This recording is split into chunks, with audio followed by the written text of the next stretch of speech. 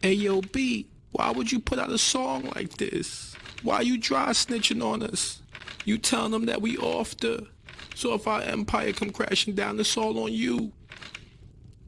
No, if it all comes crashing down, it'll be your fault. I told you he was too flamboyant, too messy, but you couldn't help yourself. Just like with R. Kelly, you gotta keep doing business with people who are just like you. Sick. Wait, what you say? Hold up, let me tighten you up real quick. You wildin'. Hey, Dad, look, I'm just like Mommy now. Oh, hey, Blue. I'm conjuring at an 8th grade level now. Okay. Hey, listen to me. Don't make me do you like I did Ye. You hear me? Yeah, Blue, it's good. Me and Mommy just talking right now. Oh, all right. I'ma come check you. Sorry, I'll summon you later. Now listen, you gonna get out in front of this. You better call your publicist and tell him you was Sasha Fierce when you wrote this. You wasn't yourself. It's for you. What you mean it's for me? What you talking about? Oh, shit. How he get this number? Come on, Jay. Pick it up.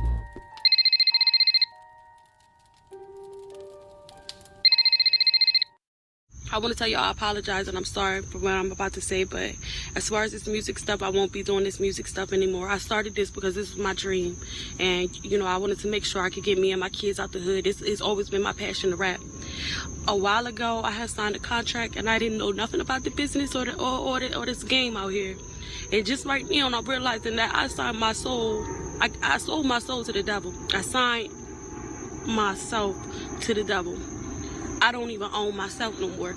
I sold my soul to the motherfucking devil, and I done prayed. I prayed and I prayed and I prayed. And it's just like, I don't know if God can get me out of this, and it's just like to the point where I don't even know, like I can't. I just want to say I'm sorry to my fans. I know y'all love me. I know y'all believe in me, but I can't.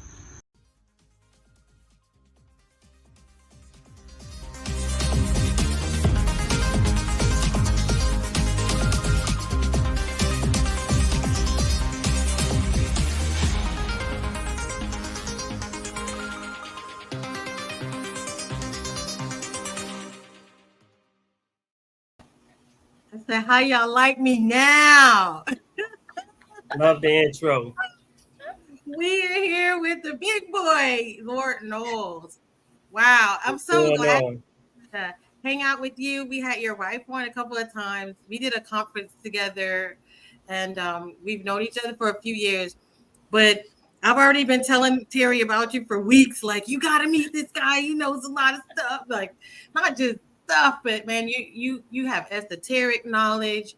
You got the plant knowledge. You basically truly live that life. And even your wife was able to come and just talk to us about just how you open doors and how you've been patient and loving. I've met your kids, beautiful kids, and just thank you. You just see people who are really living like the life that they're discussing and traveling the world, knowing landscapes. He's already been talking to Terri about Canada and Minnesota and all these little places. And it's like, woo! What's in that? Thank you. And thank you for having me here. It is an honor to be on your platform, to be amongst you and Terri, just to be able to share and have good dialogue about things that affect us now, today in the world, just to be aware of what's going on and stuff like that. And, hopefully trying to find the balance and in between it, You saw the intro. Jadu, Jermaine is saying he saw the intro. I was like hoping nobody missed it because I like that. Because even that girl, she is had a rough history. When you think about the movie industry, because she's passed away, right? That young girl. That's the girl from Poltergeist, the one who played Carrie Ann. Oh, right. She was abused by, is it James Cameron or whoever the director was?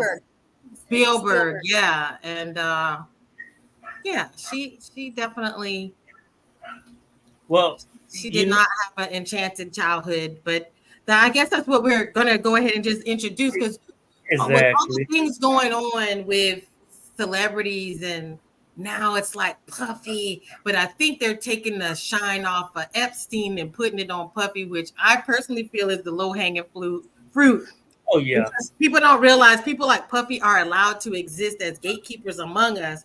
But then that's basically why I was like, I was thinking about that, and maybe what that is it's that introduction to that next level of Epstein, because hope so. No, he's named names, but those names, a lot of those names that he named are the same ones that are on Epstein's list. But now he's saying that, right? And so now there's that next level when they can release, because I think Epstein's list is, more legalese, right? More with legal documents and stuff.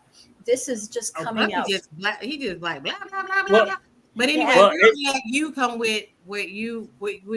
Well, you guys are both right. I mean, that rabbit hole goes deep because everything is connected like a chain of command and the gatekeepers. Some stuff to influence, and this is where the social engineering comes from. Even before the internet, are Generation Xers or prior, or the early millennials, their social engineering influence was MTV, BET, and that sort of thing, and entertainment. So those things influence, it sets the tone of what's cool, what's hot, what's not, and everybody wants to be accepted. Inclusion is a hell of a drug, because if you're in school and you don't want to be the oddball or the black sheep or whatever, you just want to fit in. So trapper keepers and style, I got to get a trapper keeper or a Jan Sport or whatever at the time. You fit in, you're cool. You don't want handy downs and stuff and be isolated, because nobody wants to be alone or pick that. So whatever the trends are and whatever's on that platform, people are going to gravitate and follow, but there's levels of it. And I'm saying this because I'm trying to start out from the bottom and work my way up to make it make sense, because this is how these totem poles work. I went to an inner city school in Miami. Same trends, same this and that and whatever, but in the inner city, we easily become the product of our environment without realizing it, unless you step out the box. What we're taught and what we gravitate and what we consume is what we know. That's our life. Now, because I got in trouble in schools in the inner city, I had to go to schools in the suburbs. Even though I lived in the inner city, even though I went to the school in the suburbs, which is a predominantly Jewish area called Aventura, I went to middle school there. And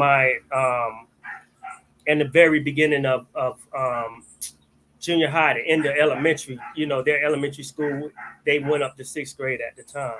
So even though the trends and what was in and what was not was still kind of the same, it became more diverse. You know what I'm saying? Now it's New Kids on the Block and, Color Me Bad and just, different alternative Guns and Roses. It's a variety of things. But when it came to the education and the intellect of what we were being taught, it was on a higher level. We were in middle school and elementary school. We had to create how to make our own businesses and stuff like that. What we were going to name our businesses. We were more challenged, and we weren't getting that in the inner cities. So it was a big difference. It was more substance. It was more funding, more PTA and stuff like that.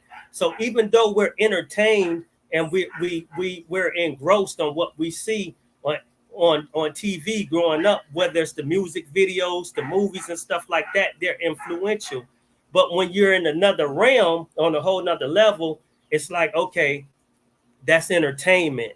Entertain us, because this here is business. This is first. This is important. But that's entertainment.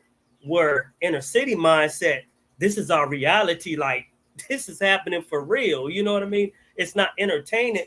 Entertainment. So the mindset is kind of different if you don't know it, because again, you have to step out the box to realize.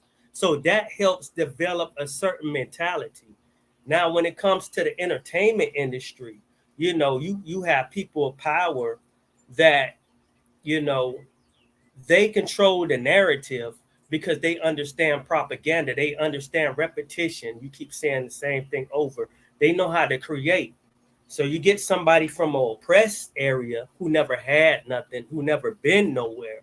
You say, okay, I'm going to let you stay in this condo, drive this fancy car. No, you can't rap about that. That's too positive. Let's rap about this or that or the other. You get what I'm saying? But they're going to do, it's a high probability they will do it because they're trying to get out their environment. They're being introduced to things they've never had. So it's glorified. You know what I mean? Now a facade is created, you know. So even though it's easier to be manipulated because it's like, man, I don't want to go back to the hood and the struggle. You know, I'm driving this and that. All the girls are at me. I'm on TV and stuff like that. And so it influences a following, you know. And once you get on that platform and you have a big following, it's most times you take an oath. Now, the ones that don't take an oath or they get out of line, that's it. Or their families are threatened and everything. So they're in a vice. You look at people like, I'm not even going to use somebody black. I'll use somebody white. Look at Kurt Cobain. He loved his daughter, right? But do you really think he took a shotgun and just blew his brains out? No, Kurt Cobain had a following. You know what I mean? He was passionate about what he did, and he was true to his music. That's what he loved. So, you know, anytime you had that following, they want to set a narrative or agenda. And a lot of times this stuff is orchestrated to have effects for 10, 20 years down the line. People and high powers, they don't plan for the weekend barbecue and the picnics and all that. No, they plan for generations ahead. They plan for legacies and stuff like that, empires. You know what I mean? A lot of times the working class, the blue collar, you know, they just want to enjoy the football game on the weekend, blah, blah, blah, then rinse and repeat back to punching the clock. You know, so there's different levels of the mindset, how the system works and how it influences. So this would take me to helping people understand everybody, every demographic is studied. The truther community, the patriot community, the black community, the youth of the hip hop, to the point where back in the 1950s or 60s, remember the video called Selling to the Negro? Okay. And it went through and it said, hey, American business owners, if you want to make lots of money, you can't become a billionaire company unless you sell to the Negro. And it went through to tell them basically that Negroes like, or black people like, expensive things. They don't like secondhand. They don't want to save money. They don't want it cheap. They're in a way they want the best, right? Because they're coming from a place and now they want the best. So if you want to sell to them, this is how you sell to them. Surprisingly, the person who made the video was the owner of, what is the magazine? He's the owner of. Is it Life? No. It's the black magazine. He was the owner of Anthony or Jet. So the owner of Jet magazine, in one way, maybe trying to help the community, in one way, actually hurting the community by saying, this is your demographic, this is who they are, this is how they shop. And then now those businesses begin to put their merchandise inside the magazines. And what did they put in there? Liquor, cigarettes, and those type of things. And people, this is just to show you that your mind is being studied. No matter what your demographic is, your mind is being studied on how you can be manipulated. That's why now they can come up with new spiritual gurus, put them in your community and say, hey, because you're constantly being monitored and constantly being watched. Now, if we go back to BET back in the day, when me and you were watching BET, you had Poor Righteous Teacher. Oh, yeah. You had, name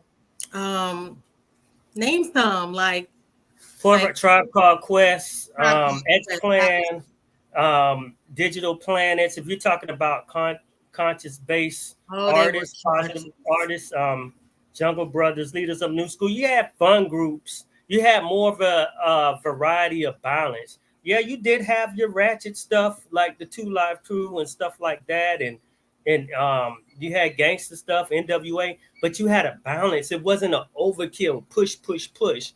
Now, in those times, a lot of the artists that there were more artists that wanted to put out substance but couldn't, or the label wouldn't push them. Then when you start getting more independent artists, like, okay, we figured it out.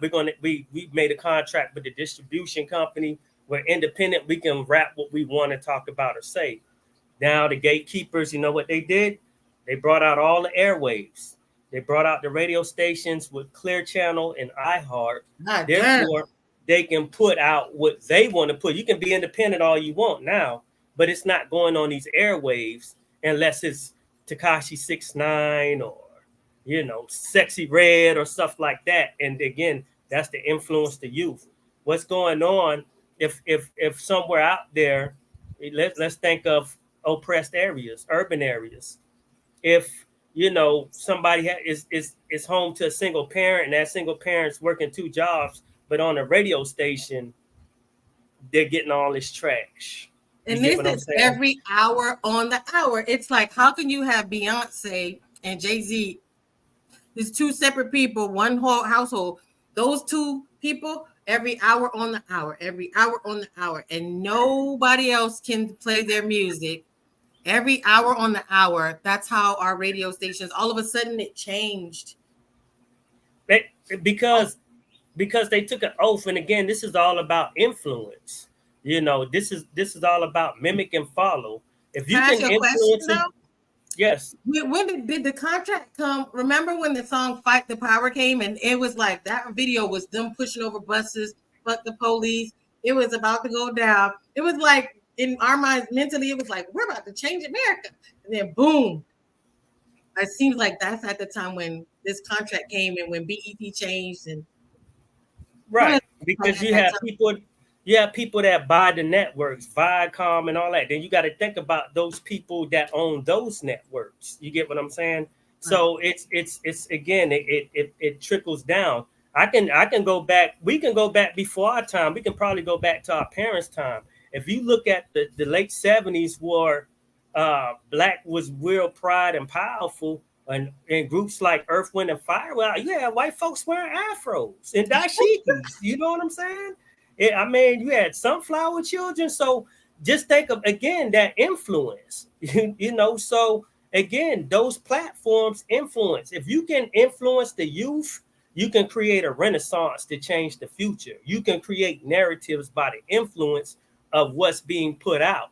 You don't have to have talent to be famous. We see that now. So you can fight the power you want. You can have rappers that can spit and rhyme as good as Twister or Nas or whoever. It don't matter if you're on the platform and you're constantly being pushed out. Eventually people start gravitating. You'd be surprised how many places you go and people are playing Sexy Red and have their 4 and 5-year-old daughters dancing to it and doing all types of ignorant stuff. See, a lot of times, depending on your social class, ignorance is glorified, but it's for a reason. Again, remember what I told you. Things are planned decades in advance. When you start adopting that and you glorify the ignorance, the probability of the future, there's no substance. You're going to do stuff. You're going to be in a life of crime. It's going to be hard to get jobs because you put tattoos on your face and all that other stuff. Once you get out there and you're trying to survive. If you don't have financial sense and all that other stuff, and you just living with no substance, no mannerism, because you were influenced by what you adapted to at the young age, that manifests itself. So what's going to happen when you want to get a place and the inflation goes up, but you didn't know how to play the game, or you don't understand this terminology, and your neighborhood is gentrified? What you going to do? You know what I'm saying? Wait, if there's no hood and ghetto because it's brought out and became luxurious now, or the rent is high, because people from all over are moving in, and you know, and because we can work online, I can get California wages and live in South Carolina. I'm damn near rich. So yeah, I'm buying all this property out and this and that and the other. So where you going to go in the hood? You know, you didn't take advantage when the getting was good because you didn't know any better, because your mind was contaminated because we glorified ignorance. You know what I'm saying? I'm glad you said that, because someone was talking about how people can't afford housing in Florida, but I've been watching people. If you stay in apartments, you know, they keep the rent low. It's almost like someone rips the rug from under you. When you don't buy your own property, you stay in the subsidized, and you kind of think this is a good thing. This is where the Democratic Party has a good time. They have a good time selling you the thought that we should help people and give it to them for free. And something they're talking about subsidizing things, but it really is a game, because in the front it's looking like they allying you and they helping you, but what they're doing is getting you comfortable with living with a substandard. So that when they do buy out everything, because this is exactly what's happening, everything that was subsidized.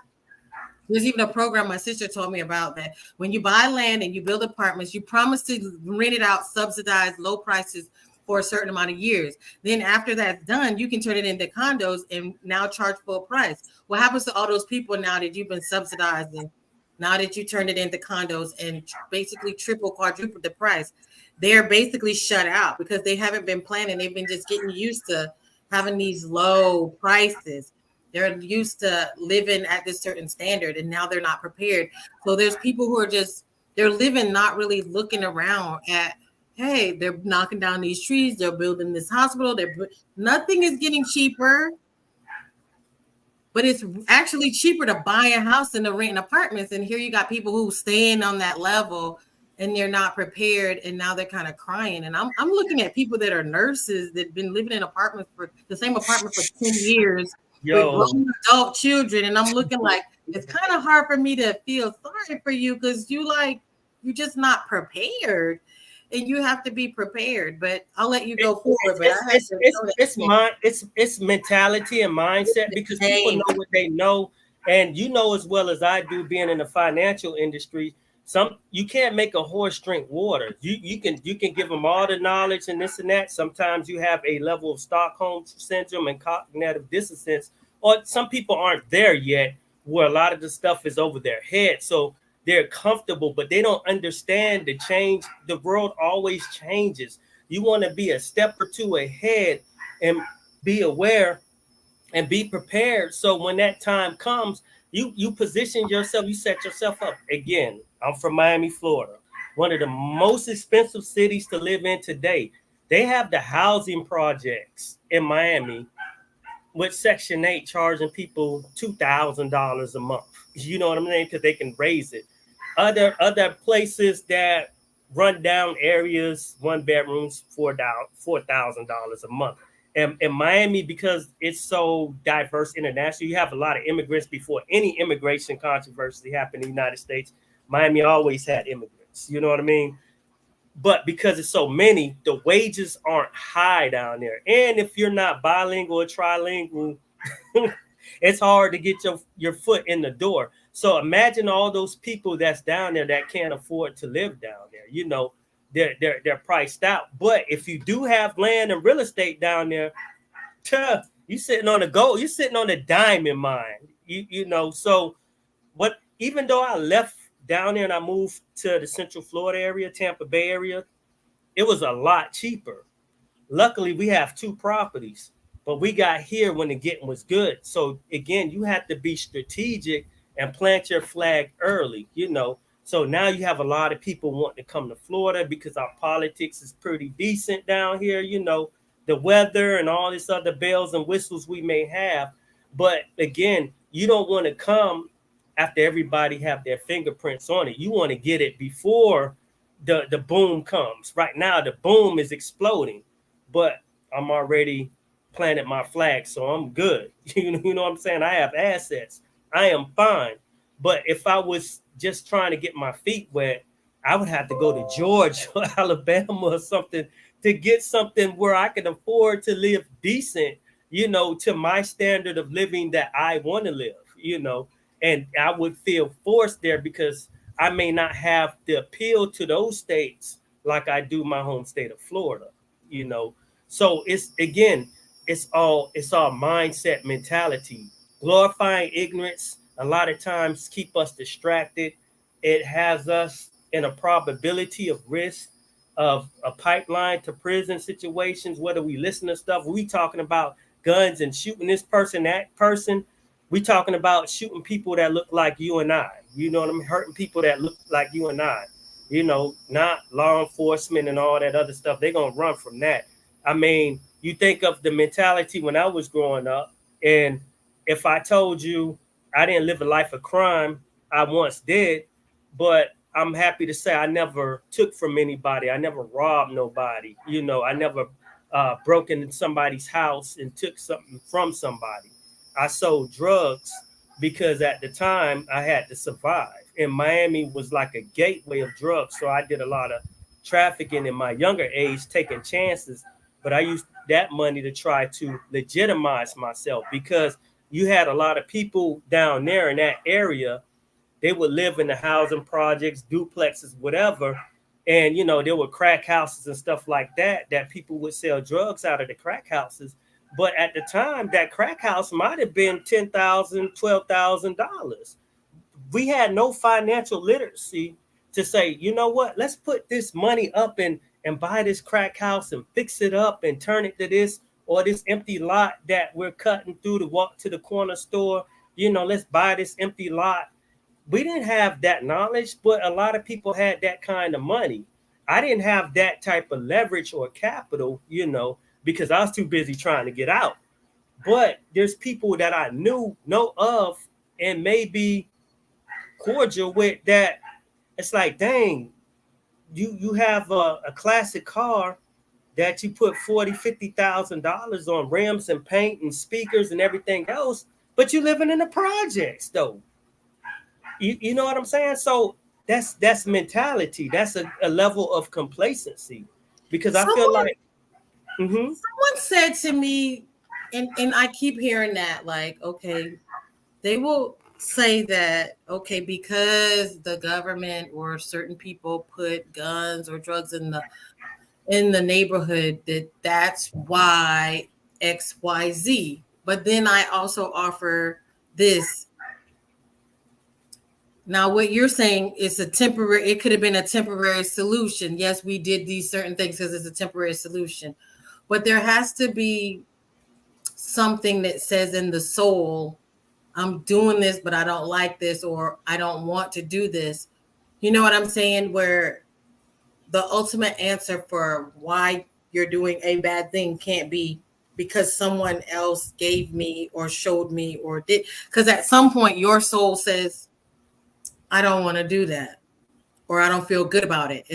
And so the young man told me, he said, but yeah, what if everybody in your neighborhood is doing it and everybody is bad? I said, so you mean all your school teachers are doing it? Every television you show is doing it?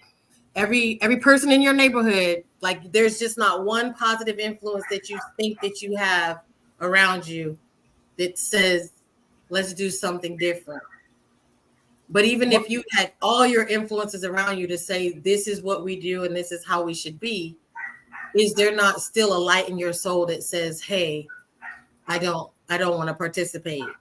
And I'll just leave that with you. Like,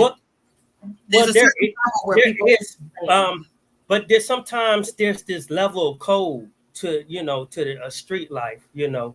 You do have people that's doing good, but sometimes people are scared of the success. Just say, for example, something like the Nation of Islam or whatever. Some people are like, oh, that's too strict for me. I don't want to wear no bow tie and suit and pass papers. Now, I understand they trying to do good for the community, but and they saying some real stuff, blah, blah, blah, but I ain't trying to do all that. It's too hot to wear a three-piece suit in my, you know, so, and then it's the fear of, you know, being dedicated to something. You know, you do have other peoples that may do right, but they get picked on. They used to be called Poindexters or lames, or they're green. But, you know, once again, you have to think what's around you, the glorification of ignorance, what's hip, what's cool, what's in, you know, that swag that's like, yeah, you know, you got to understand what music you listening to, whether it's Jeezy or Cube, you're pumped, you're watching Minister Society at home, you're pumped, you watch Scarface, you're pumped. So in that lifestyle, you know, it's like that's cool, that's badass, you know. So it's a form of psychological instigation. You know what I mean? Because that's the world you see, and that's what's cool, and that's what's up. You're not thinking of buy the dips. I'm feeling bullish today. You don't know what that is. You get what I'm saying? You don't understand covered calls and stuff like that, or how to play the market. We don't know about tax code 7702 and all that stuff. That stuff is foreign because it's not presented to us. You know what I mean? So there's a level of glorification of ignorance. The thing about today's ignorance, it may be worse than the ignorance that was decades prior, because this ignorance, there is no code. It's just out of bounds. Well, too, like Kiki said, she said the reason it's worse now is because you can easily go online and learn anything you want. So if you choose to be ignorant now, it's like flamboyant. Oh, very much, very much so.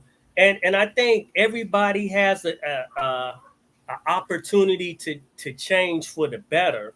It goes back to what you said.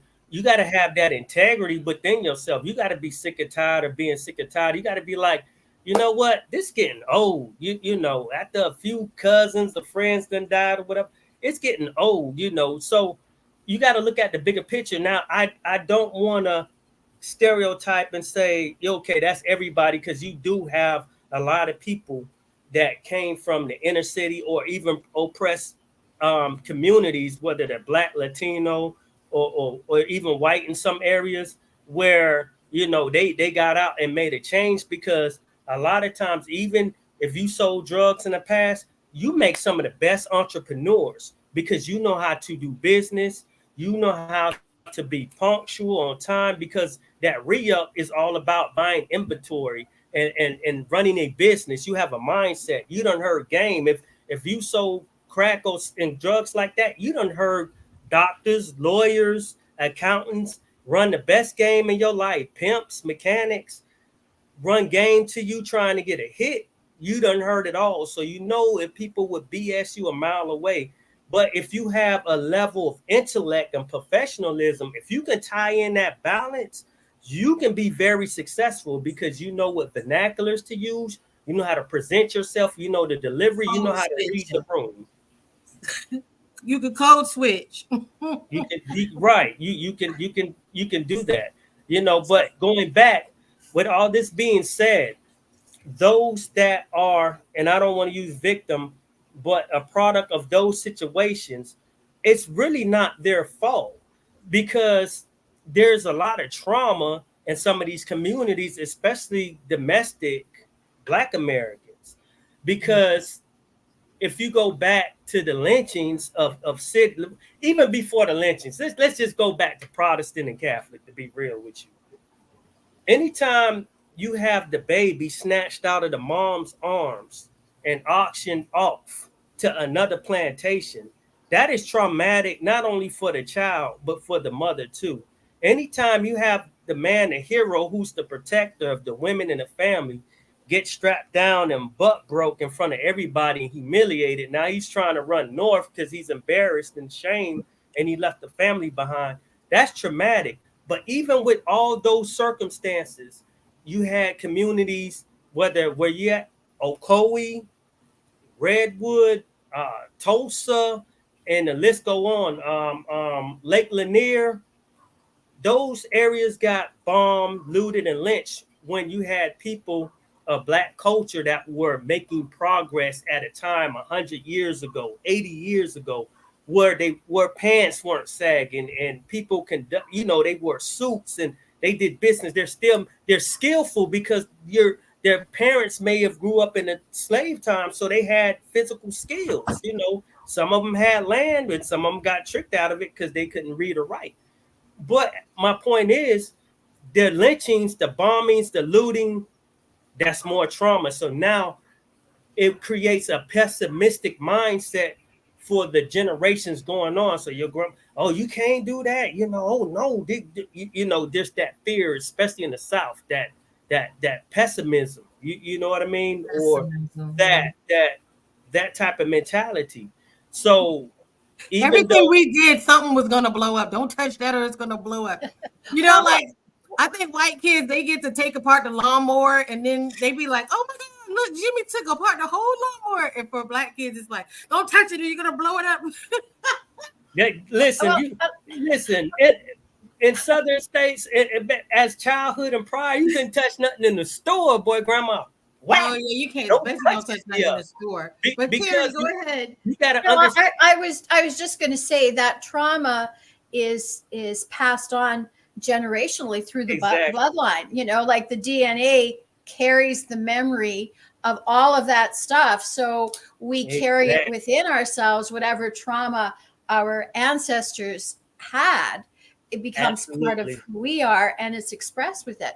But I was just going to say, the other thing is that there's been so much mind control, especially, well, all along, but the powers that want to control things have been manipulating everything. And so, you know, like it's that whole mindset, and then people just become sheep because they can't think outside of that box, because there's too much trauma if they decide to step away from that. So it's you know, it's evident here, but it's evident in any place. You know, you go over to Asia, you go to China, and you see the same kind of thing. They've been manipulating every place. Because when you're dealing with a system, you're dealing with levels of organized control, whether it be religion or social engineering or anything else. It is a system. You just have to know how to play the game and stir and find the balance of it all. You're absolutely right, because if the genetics and the genes weren't passed on, doctors wouldn't ask you, what is your mother's health history? What is your father's health history? Is there cancer in your family? Is there heart conditions in your family? It's relevant. Going back to your education level of, has anyone in your family, you know what I mean? Like they ask that you now. Going back to my earlier point of that, the powers that be play for generations ahead, because they know they come back through those bloodlines, and it increases the probability to set themselves up in better positions when they carnate back into this realm, if they come to this planet. So yes, they're going to set up the youth and play for decades ahead. They always do that. And that's part of esoteric knowledge. You have to understand energy and frequency. A lot of times they say, okay, for example, these traumas, Black people have high blood pressure and heart conditions and stuff like that. But if you go to Africa, or if you wanted to check natives, they don't have those issues like Black Americans do. So sometimes it's the energy test, the rice test, right? You put the rice in the water, and you put another jar of rice in the water, right? And you speak positive affirmations to one rice and one jar of rice, and you speak negative to the other. What happens? The one that's getting the negative is decaying and molding a lot faster than the one you're speaking positive to. So if you're in a community of oppression, yeah, you're going to have dis-ease and stressed out and this and that, because that energy is like a field. When you go to these concerts and all that, and these Super Bowl, they're rituals because it's energy, it's energetic. You know what I mean? That creates a frequency. You know, when people in church, right, and they get the so-called Holy Ghost or Holy Spirit, it's not because they didn't hear nothing. Its frequency is vibrational. Whether it's the music and this and that, you feeling that frequency.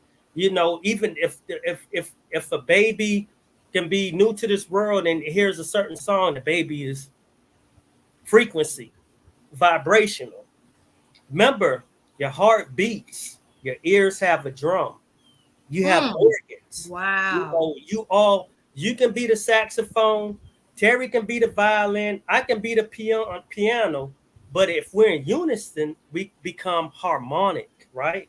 We create a symphony, which is symphonic is a frequency, but what hurts are we putting out in our areas, in our community? What are we feeding our minds? You get what I'm saying? So yes, and this is why those that are on top, that have dug in the sands, and you've been to Egypt, Kemet, Hippotah, whatever name you know it as, in the sands on those hieroglyphs, it's based on astronomy of knowledge that is very powerful, that speaks of all this. But after the Greeks, when the Romans got it, and they start to rule after the Council of Nicaea, they put in and say, okay, we got to keep this because we can't rule if other people know their powers and strengths. It makes no sense to this day why Congo is one of the poorest countries in the world, and they have all the resources, the coltan, the diamonds, the gold, and all that other stuff, because if you know your power, then we can't control you. There, you go to Europe and London, what do you see? The coat of arms, the queen has the coat of arms. You see lions. Ain't no lions in London. We know where lions come from. You go to certain places in Europe, they selling gators and crocs. Ain't no gators and crocs in Europe. Where it comes from. So my point is this, when you go to the source and you start unturning stones and you see the substantial knowledge of the source of what it is, and you embrace that, then it's hard to abracadabra you. You know what I'm saying? It's hard to hoodwink you and bamboozle you because you're standing on the source of substance. It's hard to be tricked once you open that third eye. You cannot be manipulated that easy because your heart will always be lighter than that feather if you're moving in a way of integrity and generosity. It's just it's karmatic law. You know what I mean? I'm going to stop you on your roll because you said something that I honestly, firmly believe in. When you look at really old movies and they talk about bringing in the devil child or the 666 child, right? They pick the mother, they traumatize her, and they implant this baby into the womb. But when you think about families like the Rockefellers, you said the magic word, they reincarnate back into that family. In the movie Being John Malkovich, this is basically what they're talking about. They chose the mom, and they have a certain point in time to transfer their consciousness into this new child. That this is not by chance them discussing transferring your consciousness into a newborn baby. Now, if my family has a mission statement and I know that we're the family of Orange, and we're from the family of Anne, Queen of Scots. And now I can, I know we're going to marry only these people with the RH negative blood type. And then we're going to make sure to keep the money in the family.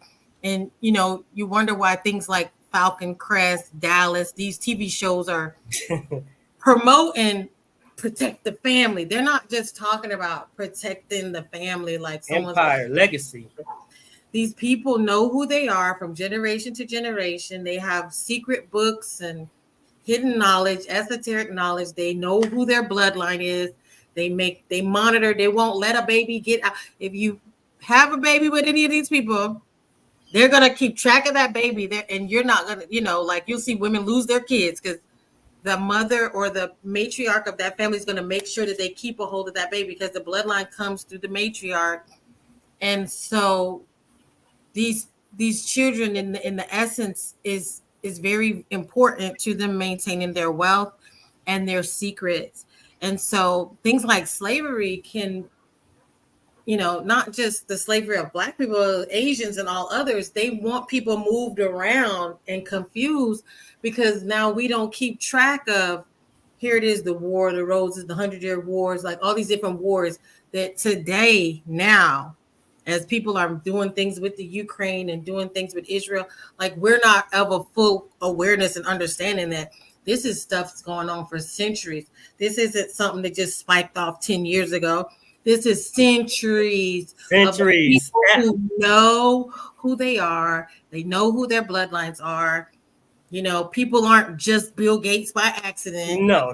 Oh my God. Made. Don't don't even get all made, Yeah. and everything about them is scripted and known. And the only people who are finding it out is us. It's Yeah. just Now- brand new. now- Brand new. now- And all our leaders, all our politicians, everybody who's ever elected in Canada, the prime ministers or the states, they know they've been groomed for it all along. And all of a sudden we have this person who's like, oh, they take us Like by it came the out of the shore. blue. Yeah, but meanwhile, they've been Nobody's groomed coming all out of the blue. You're not selling 1 million books. You're not making $1 million. They know who you are. You got to get permission first. And I think even if WFG, they told us that you get permission. Can I give you an example? No, it's all supposed to be about you, but yeah, go ahead. Listen, let me piggyback off that what you just dropped. Now, we've learned to fear certain things that are powerful, or don't do certain things that are powerful. Whether it's spiritual work that's considered voodoo or witchcraft, we're like, oh, that's the devil, don't do that. But that's powerful. You know what I mean? It works in positive ways, right? So stay away from it. But to go on that point, they say, and let me be clear, you guys. Let me be clear, because what I'm about to say is very taboo. And I'm not pushing incest or nothing like that, or promoting incest or nothing like that. But these royal families, you know who they marry? They cousins. You know why? Because they keep the power within the bloodline. Erica, I ain't make you run away, did I? So they keep like, if you go to Saudi Arabia and all these countries where people power dynamic, they marry their cousins in the royal family. Like because they have to keep that to what Erica was saying. They have to keep that. Tracing their shit back to Jesus' time. Because I watched Musamir County and they did a DNA test and talked about the bloodlines. And they had one of them and they were like, oh my God, they had traced it back. Like, no, this is not a joke. No, that's why people, it's not just, I think sometimes people think we're just facing racism, but it's something bigger than racism. These people, it's not black and white. This is blood.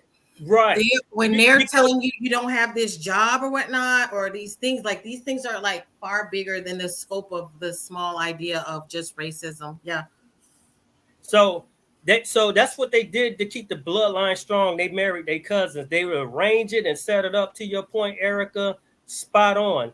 And like you said, a lot of these people of power, these politicians and these so-called innovators, they're creative. They're created. Bill Gates, his family was rich. They're part of a bloodline. The royal family of Britain aren't even British. They're German.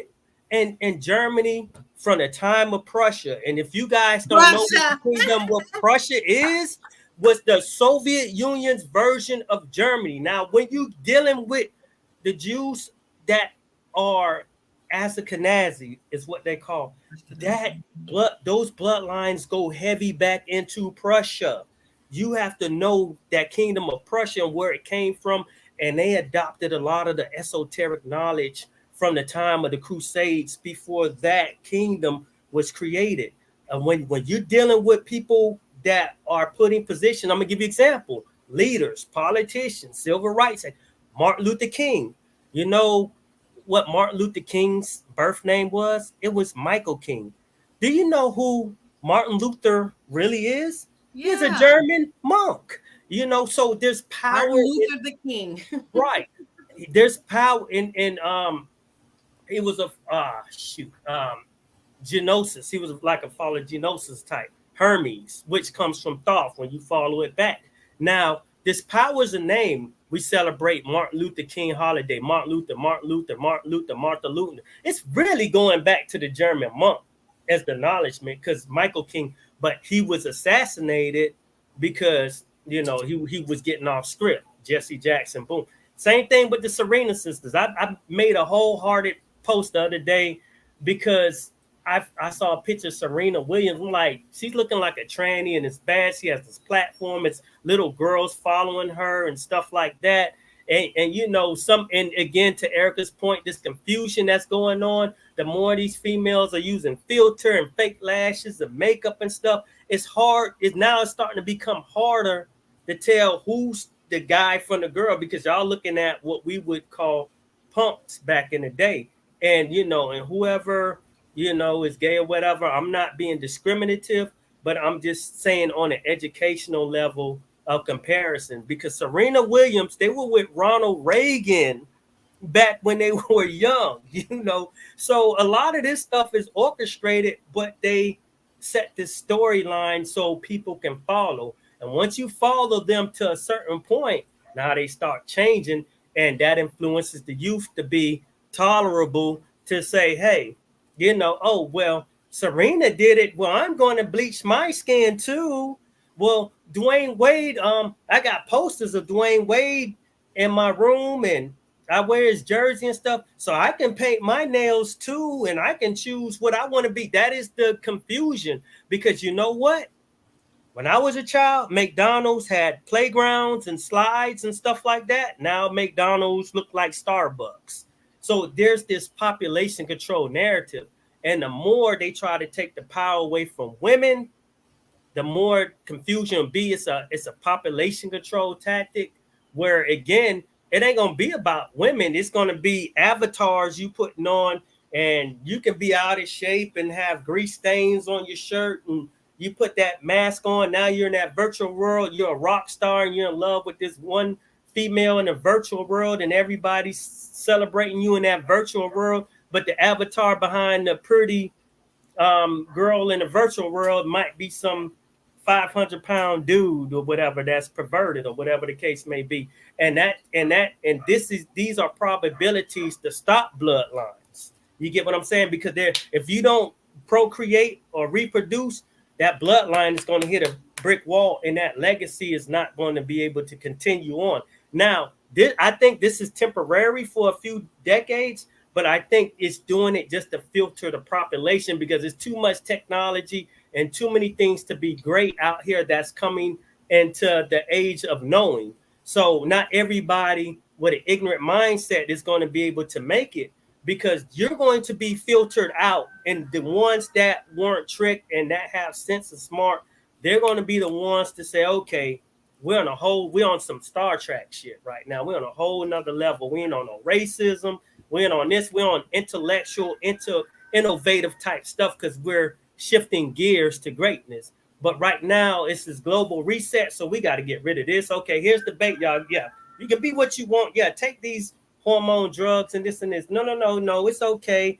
Little Timothy, you can be a girl, you know. So that's slowing down.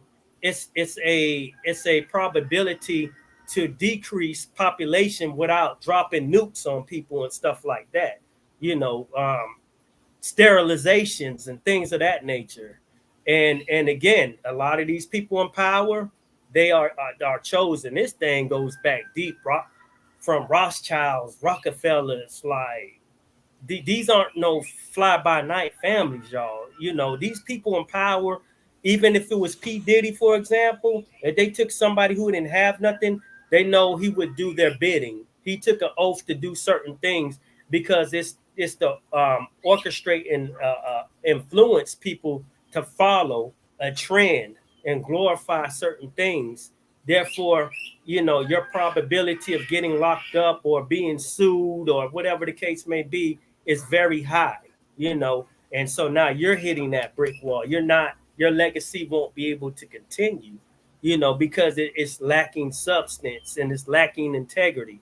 But the people in high places best believe that with Germany in the Second War, you know what I'm saying? Mussolini, who tried to take Ethiopia, because a lot of times when this was going on in World War II, it was just a continuation of the Holy War of the Crusades, because Italy was in Ethiopia, Germany was in Egypt. If you look at Raiders of the Lost Ark, they dig in the sands trying to get all the technology. How you think they got the U-2 rocket and the Bell Project and created the jet engine and the motorcycles and all this innovative stuff? They were in Egypt getting the schematics, you know what I mean?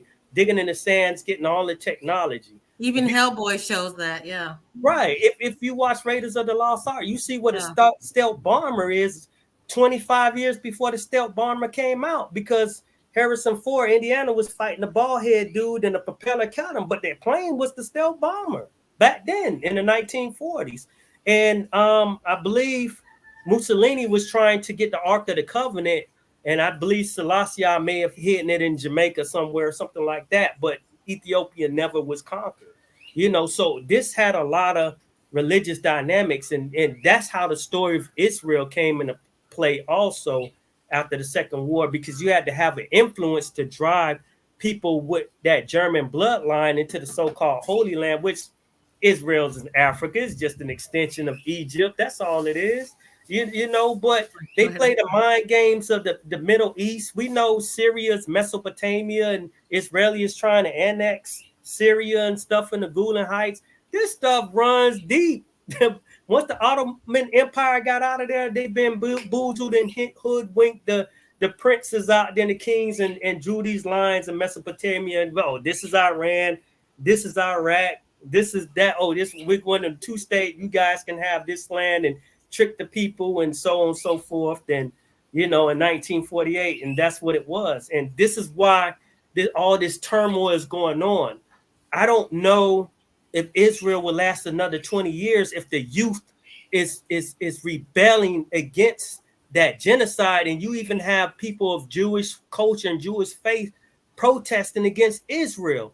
That is not good for Israel if that's the case. And if you got the controversy in Hollywood going at the same time, that is a vice, because that is a main power source of the influence to create certain propaganda. People of descendants of World War II definitely know the power of propaganda, how it works, because the war wouldn't have been created if it wasn't for propaganda in the first place to rev up the Nazi party and stuff of that nature. So this goes deep, and it is all connected, and it is all tied together. A lot of that stuff y'all see that's going on, it is done on purpose, because there is agendas at play. And at the end of the day, it's population control. Because soon as the first alien and all that other stuff hit here, religion is done. Religion is done. I'm telling you right now. You know what I mean? It's already declining now. This is why you have the Jewish students protesting also, which media doesn't like to show. You have to watch like Al Jazeera or something like that to see it. Actually, they will talk about it, interview Jewish students protesting with the Palestinians, say, nah, Israel's wrong. They didn't teach us about 1948. We're not standing for this and that. If their youth is doing that, it's not going to hold on. And a lot of these wars, what wars do is change borders. It makes a lot of money. It's a money pit. It's a money grab. A lot of this stuff is done on purpose because it's orchestrated. But moving forward, I don't know, especially with the power, the Chinese, and the strategic moves Russia is making. I think the West got to be careful at this point. You know what I mean? Because I feel like that stranglehold of control, that grip is slipping. You know what I mean? This is why you have a lot of this shock value stuff going on in this country that we thought we would never see, whether it's the immigrants, flooding in and getting money and all this other stuff. And even with the immigrations coming in the United States, me, again, I'm from Miami. I remember the Cubans when I moved to Miami, because I lived in Sacramento as a child too. Didn't have much, but cultures, black cultures, we had gold, trues and vogues, fancy cars and stuff like that. And we weren't buying properties and stuff like that. There were some movements like Yahweh Ben Yahweh, who was a black guy. He had a following. He was more of a Judaism following. But one thing he did was get a lot of the Arabs and other non-black businesses, that were taken from the black community out of there, and they set up their own thing. But there's a lot of controversy behind that too.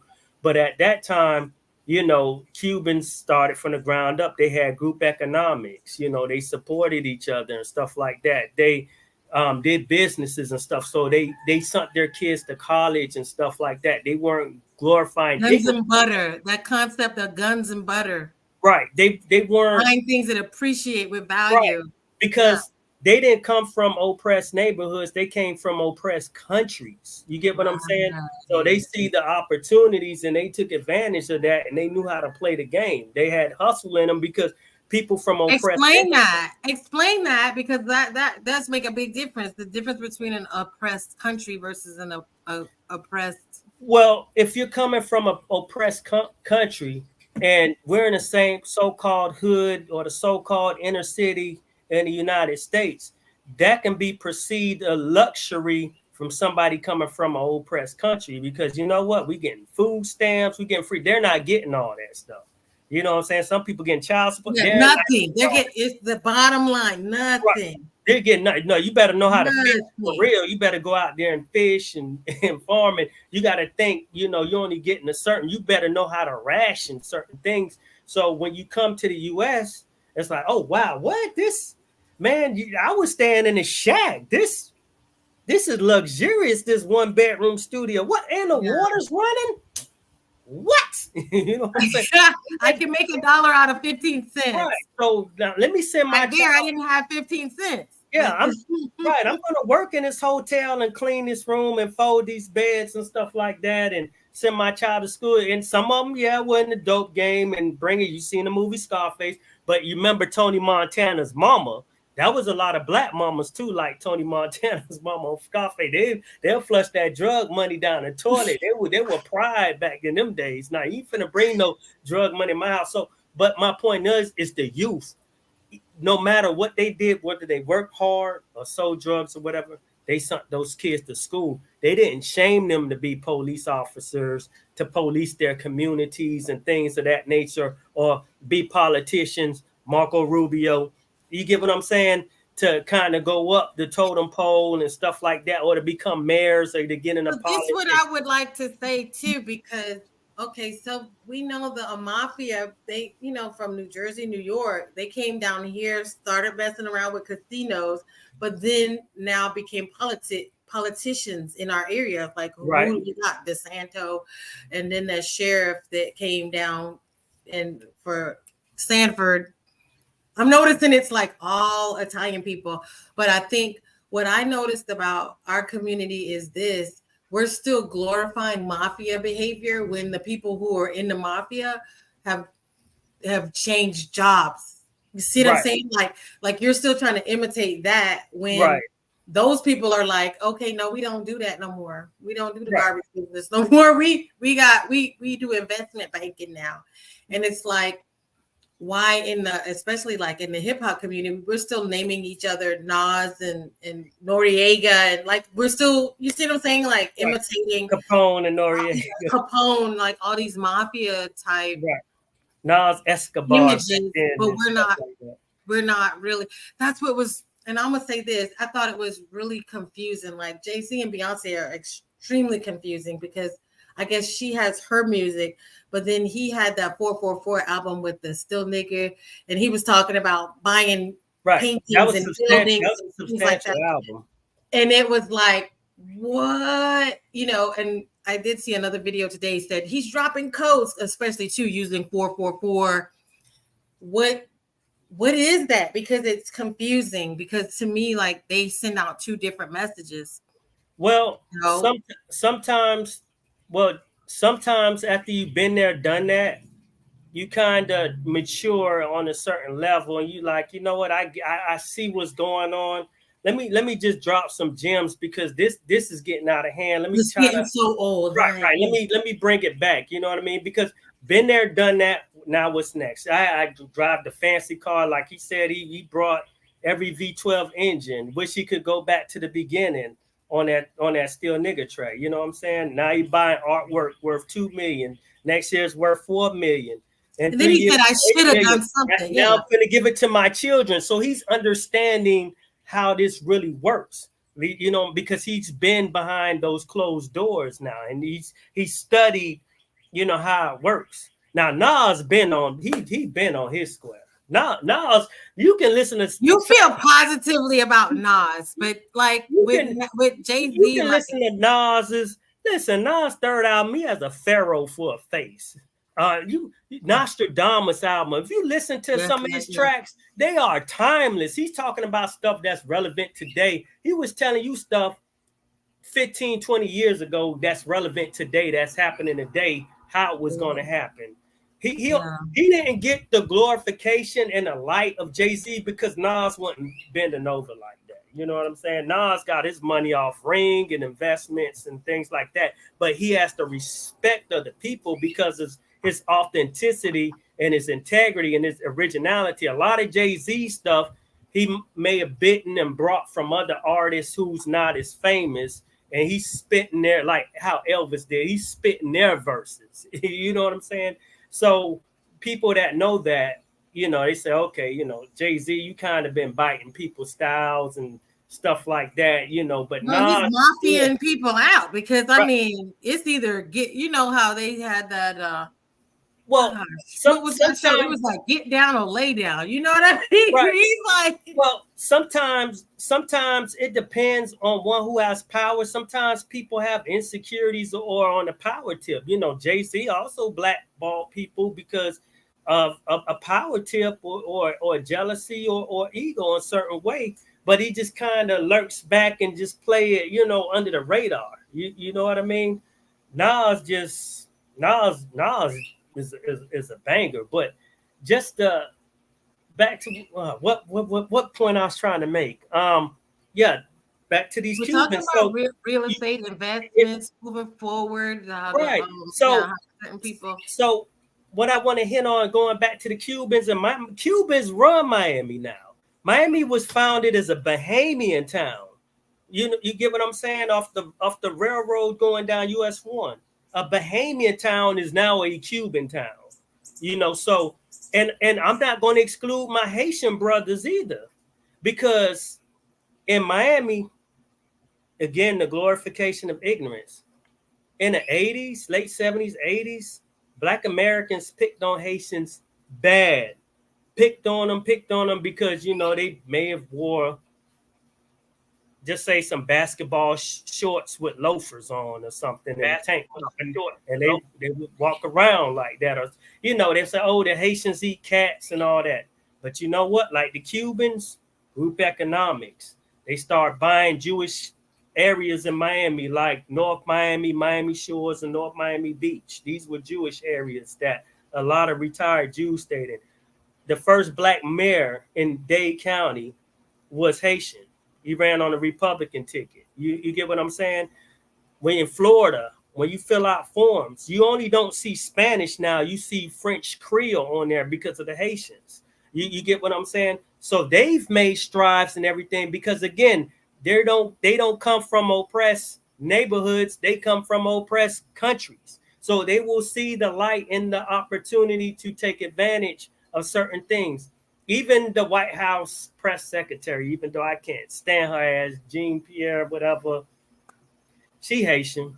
But my point is this: gratitude to her parents for, you know, pushing their child to be, you perceive. I was gonna say maybe her education got funded by the Clintons. They do so much, but I've never seen but one person. Ties to Haiti now. Ain't no telling. But this is it. I will say this: of all the celebrities that have, like 150 celebrities have foundations in Haiti, the Clintons have been in Haiti so long. I've never seen someone said, "Oh, I thank you to the Clintons because, you know, because of them I graduated." I've never seen one person that came forward and said, "I received something from any of these foundations." So I just had to throw my 2 cents. Y'all know I'm kind of a comedian. While I'm on Haiti, I want to educate your audience real quick about how powerful Haiti was and how powerful they can be today. Shout out to them. Mm-hmm. There's a story when Haiti overthrew France, right? When South America had Spain colonizing South America, there was this guy named Bolivar. You know, I forgot Bolivar's first name, but the country Bolivia is named after him. He tried to fight off the Spaniards and he lost. So he went to Haiti to regroup. So the Haitians, what they did, Toussaint and I feel bad because I forgot the other general's name of Haiti. But they supplied him with weapons and stuff to fight off the the Spaniards to get them out of South America. Now, most of the slaves from Africa went to South America. A lot of the so-called Black Americans here, a lot of them are native mixed, because there was only, I believe, like a little over, just short of 400,000 slaves that came into Charleston in the United States. And let's just round up to 400,000, because the Confederates still had illegal shit going on, right? But South America had millions going down into Brazil and those countries. Now, let me say this. Bolivar, after he got defeated, he came back to Haiti again, stayed a couple of years. So the Haitians armed him with weapons and ships and stuff like that, cannons, and the Haitians gave him some of their soldiers. Bolivar was like, well, how do I pay you back if I defeat the Spanish? The Haitians said, just free the slaves down there. That's all you got to do is free the slaves. Bolivar was successful. When you look at the Colombian flag, the Ecuador flag, the Venezuelan flag, guess what flag they have on it? They have the Haiti flag on it. That red and blue stripe on that yellow field. Those because that's homage to Haiti and those countries. And so if you ever see the Haitian flag and you look at the Colombian flag and you look at the Venezuelan flag and Ecuador, they all have that Haiti red and blue on it. And that's why, because Bolivar fled that, and Bolivar took what we know as Bolivia today in honor of his name. So I want to put it to you like that. And the reason why not only Haitians, Cubans, other people of color, African nations, they come to the U.S. and they may thrive because they may come from so-called oppressed nations. They're not coming here in this country. They don't have the Tulsa trauma. They don't have the Ocoee trauma, the Rosewood trauma. You know, they're more, the ones from the Caribbean, more Catholic. The ones in the U.S. are more Protestant. The Protestants, again, were snatching the babies out the mama's arms and stuff like that. The Catholics still, they had the voodoo hidden within their religion that kind of kept them strong. So if you go to South America, you go to Cuba, you go to Haiti and those Catholic nations, they still practice like the voodoo spirituality, which is, you see altars and candles and stuff and the beads and stuff like that. That stuff is still substantial knowledge. The family is still strong. The deeper the roots go, the stronger the tree can grow. You get what I'm saying? The shorter the roots, the weaker the tree will go, and the fruit won't be as tasteful, I should say. So we always reference nature as a blueprint of a guideline of what we should do in life. You're definitely hitting the point of something that I have discussed before, the fact that American Christianity is so watered down, where Catholicism, Judaism, even Islam allows more spirituality versus this religion that we're left with in America. Everything is spooky and scary and no, and hidden. And, when you could go to a Catholic church, like you're burning candles, you're burning sage, you got incense, they're wearing crystals, like they still using metaphysics in their religion versus this thing that we have. And we're just raised to be Southern Christian Baptist, scary as hell, scared of everything, scared of the spirit. But like you said, here it is. Businesses, governments, these people of power are using spirituality. And if you don't have any spirituality of your own, how do you become successful or protect yourself in a world where people are using spirituality in a negative way? And you're not even trying to understand it in a positive way. You're just going to like duck and cover and try to hide from it completely. Exactly. And just to hint on that, because if you know substantial knowledge, you cannot be controlled. You will not fall for the bamboozled, hoodwink, Jedi mind tricks they play.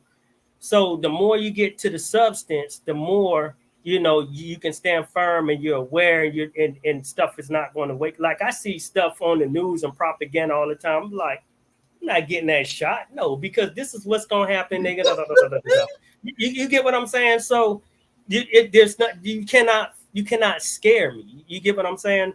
Because I know I'm protected. But now going back to religion in the South, particularly back again, the Protestant stuff, churches did their part.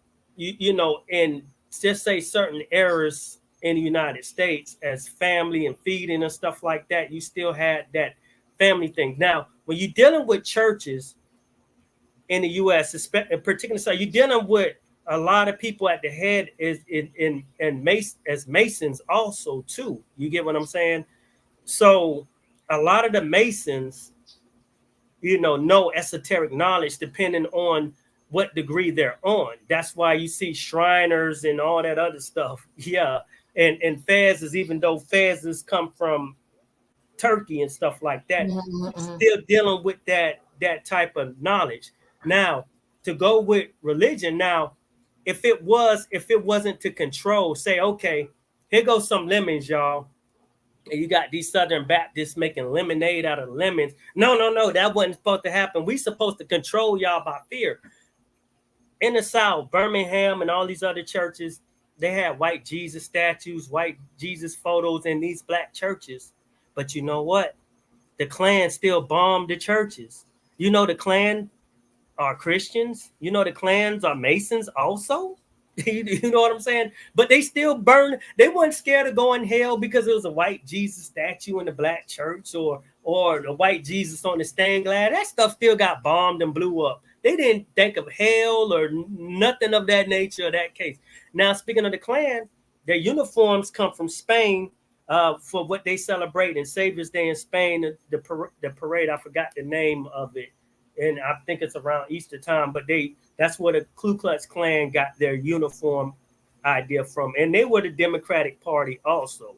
So that, with the Klan being Masons, there's stories of the Nation of Islam and the Ku Klux Klan never had it out because Elijah Muhammad was from Georgia. And he kind of had mixture, but Elijah Muhammad was a Mason too. And so were the Klan. So they never messed with his land in Georgia and all that other stuff. Because see, on this fifth dimension, on the theatrical surface, the propaganda surface, the entertainment surface that we watch the news, this Matrix, they're enemies and all that other stuff. This stuff is like WWE wrestling. But behind closed doors, those same enemies are brothers. You know what I'm saying? Whether they're Masonic and all that, they have oaths and stuff. They sit there and plot and have meetings. Well, you do this and this and that. If that was the case, they would have been killed Farrakhan or something. He would have been. Oh, thank you very much. I have people who really think Farrakhan is really doing something. I'm like, but he hangs out. What? I've seen him with the Pope. They all had the thing. The popes and the different. They orchestrate all this stuff. They have that same envelope thing. And it's like, don't you understand why Malcolm X is dead? Why Martin Luther King dead? Why is Farrakhan still alive? Like, that does not make sense. Make it make sense. Especially because so Jesse Jackson, like Martin Luther King's parents, are Prince Hall Masons. You know what I'm saying? Again, let's go to Libya, Gaddafi. Because when Gaddafi goes and offers, what does he offer? All this money for Black Americans to build their own businesses. And who is the one who's going to help execute the deal? Farrakhan. Now you dead. So So that's why the awareness is so important. That's why knowledge that I may possess or we all may possess, and even those who are watching may possess, because we each one teach one. We all learn from each other. I can have some gray area, somebody in the chat can fill me in on, and vice versa. Where it's no ego, we all learn from each other. It's back to the symphony again, the saxophone. But because you said that, let's go into the fact that first off, during slavery, the different people are appointed with slave Bibles. Those are people that are going to be the Masonic leaders of the Black community. Right. So when people say, "Oh, we need to get reparations," these people said, "No, they're the ones who turned down the reparations."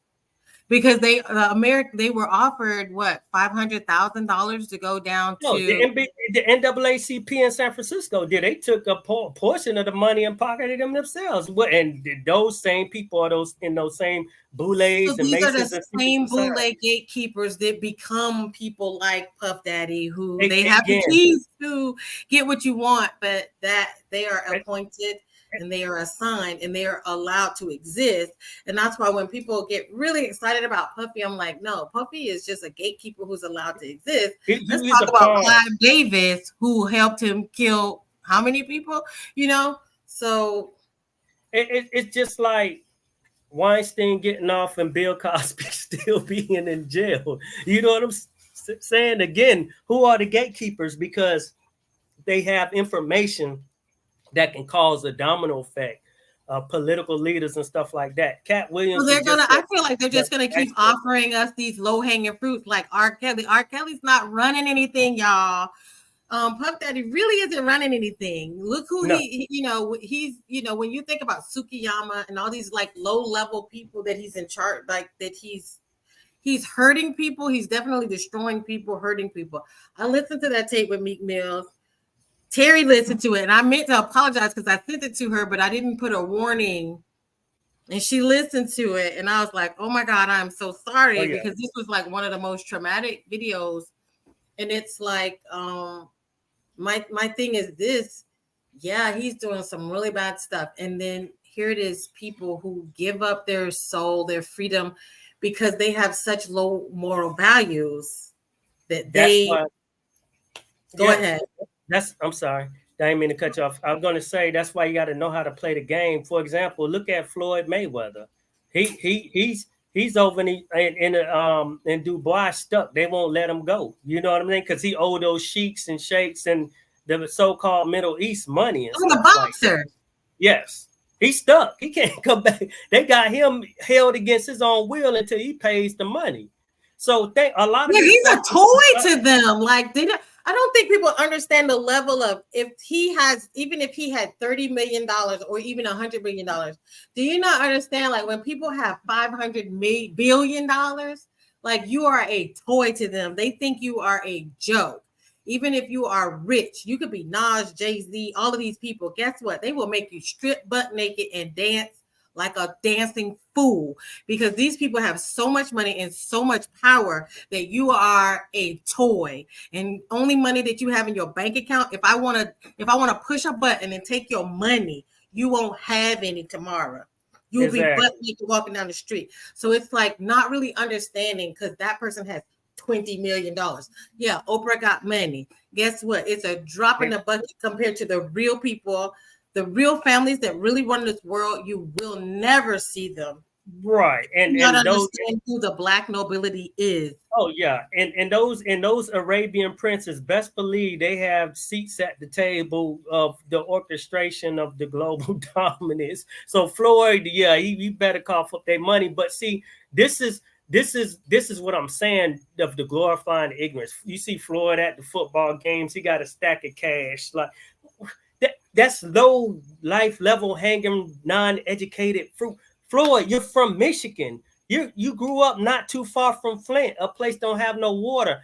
Why haven't you got involved in the community and brought property out there and put up boxing museums and classes and courses and camps and bring something back to create a system of a passive residual or some hotels to have people come in? You get what I'm saying? No, I'm all myself. I got 8 women with me and I'm sleeping with the money on me and all that. That's ignorance. Ignorance. You get what I'm saying? That's probably the Arabs' money. You know what I mean? But see, it's all facade. And people want to be, MTM and all that other stuff. Like it's all a facade. This is why as parents, you must be your children's influence, because that stuff like that, you just gonna hit a brick wall. I'm not hating. It's good to have money, but you know what you want to do with your money? You don't want to just blow it on stupidity and stuff like that. You want to impregnate your money and find out ways to impregnate your money. And shout out to my boy Dolly. He told me that. Impregnate your money, because that way your money will come back. I get money. You know what I want to do? Get my money pregnant. Let me get this property going so I can rent this out to the traveling nurses. So when I do, go out and do my contracts and deployments, I have a residual going in. My wife is taken care of, my kids are taken care of, everything at home is being run. Let me put this together. Let me try to give to the community, set this up or whatever. That's how you do it. All that is just a facade. You know what I'm saying? You're no different from a slave because you're still a slave in the mentality. Now the well done ran dry, and these sheiks got you held in their country by the government against their will because you owe them money. How you have all that money like that? You owe the sheiks because you borrow money because you don't have financial literacy. How you if you so-called broke, how? You know what I'm saying? And to my understanding, he can't read and he may be illiterate, but you get what I'm saying? If this is why you can't have yes men around you. You got to have people around you that's in your best interest, that's going to teach you some real stuff, and going to want to see you win, want to celebrate you, not tolerate you. Because when you have yes men around you, they just want to be around you because they just want a piece of what you got. You know what I'm saying? They just want a piece of what you got. They're not going to tell you to do the right thing. They want you to smoke and they want you to drink so they can smoke and drink. So they're not going to try to improve your life. They want to just be a part of your life. So exactly. Yeah. Just like with players from college going into the NFL and they have agents and stuff like that, Everybody just wants to eat. They just want a piece of the pie. But why do the agents have car dealerships and steak houses and things of that nature? And when these players stop playing, they selling Kirby vacuum cleaners, knocking on the door and stuff like that. Houseway. You know what I'm saying? So this is why it's important not to glorify these facades and stuff like that, deception. You know what I mean? Be authentic within yourself. You know what I'm saying? Figure out ways not to have. Mm-hmm. Why is it that sometimes it's like Kanye is on point? It's like he's the multiple personalities or something. Why is it some minutes he's on track, some minutes he's off? That's kind of hard because I do like Kanye, but a lot of stuff he does, I may not co-sign it. You get what I'm saying? Like now you're supposed to be Christian, but now you're doing porn. So there's just certain things. But Kanye is not stupid. I don't think he's stupid by far. He's clever in his own way, but I think he's really after his mom passed.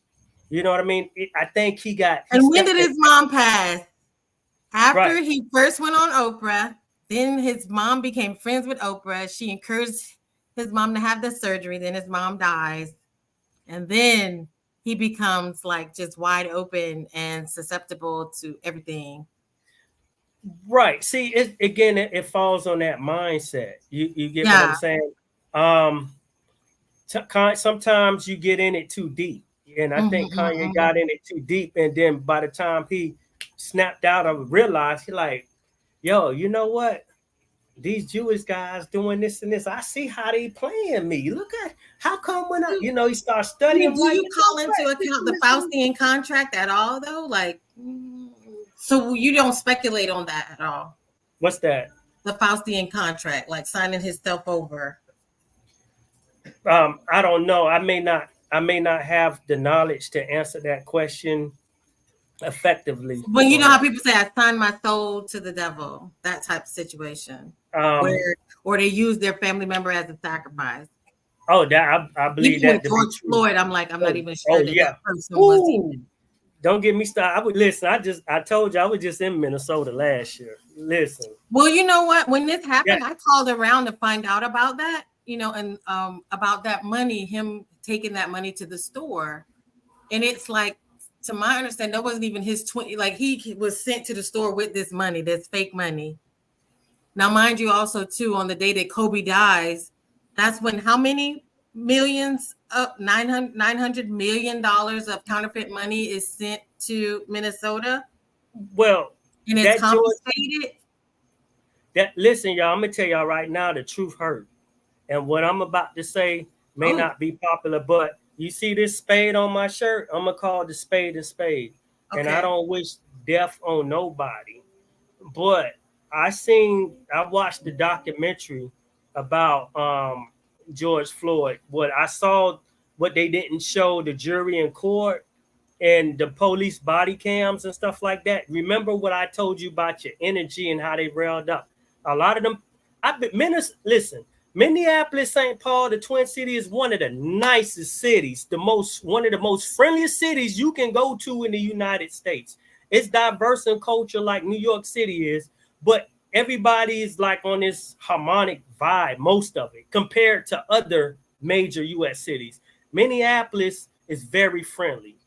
Now, a lot of the ride and all that stuff were people from George Soros coming from different places like they did Ferguson.